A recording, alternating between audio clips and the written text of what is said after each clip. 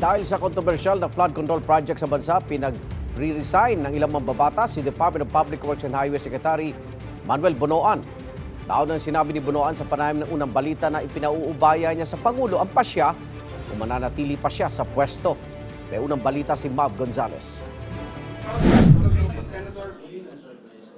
Ang tanong ni Senador Kiko Pangilinan sa gitna ng sunod-sunod na kontrobersya sa flood control project sa bansa na pinamamahalaan ng Department of Public Works and Highways, bakit hindi pa nagre-resign yung Secretary ng Public Works?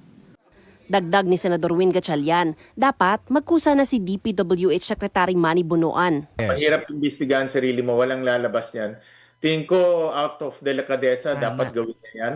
Hindi naman daw isinasantabi ni Senate President Pro Tempore Jinggoy Estrada ang posibilidad na hindi alam ni Bonoan ang ginagawa ng mga tauhan niya. Pero I'm not defending him, pero baka hindi lang nalalaman ni Secretary Bonoan yung mga nangyayari sa baba, no?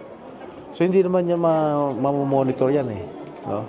Kaya lang ang problema niya, command responsibility. That is his responsibility as Secretary of the Department. Pero katwiran ni Kamanggagawa Party List Representative Ellie San Fernando, kung hindi raw alam ni Bonoan ang nangyayari sa ahensya niya at tinuturo niya ang mga regional director at district engineer, ibig sabihin, incompetent siya.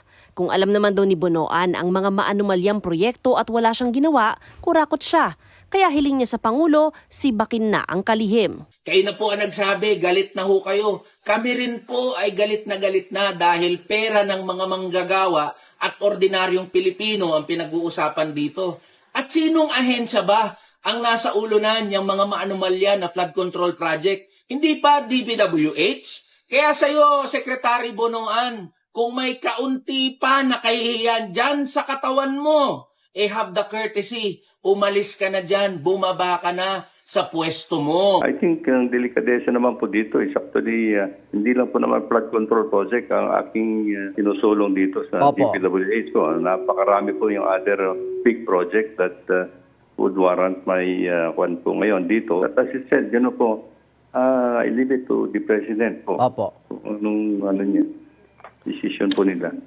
Si dating DPWH Secretary Rogelio Babe Singson noong administrasyon ni Pangulong Noynoy Aquino, aminadong may kalakarang padula sa district level.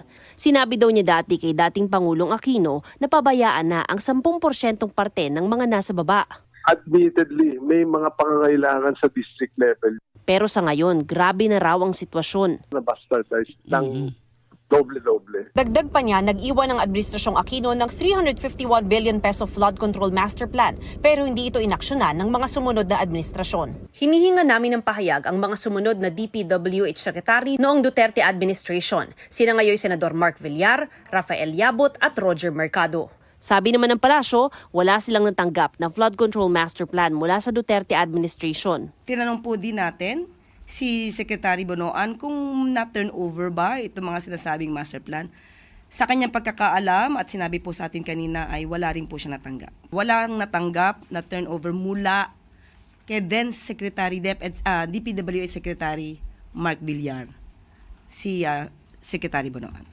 Ngayong iniimbestigahan kung saan napunta ang pondo para sa flood control projects, may panawagan si Singson sa mga mambabatas. Iusap ko sa Kongreso, pwede ba sa Kongreso time out muna sa grid? Time out. Para sa bayan naman, mahiya naman kayo. 3 taon na lang yung natitira. Tama na yung 3 taong nakaraan. Nababanggit sa mga ulat ang pangalan ni Singson na posibleng pumalit bilang DPWH Secretary. Pero ang kanyang tugon, Retired na ako. ito ang unang balita. Mav Gonzales para sa GMA Integrated News.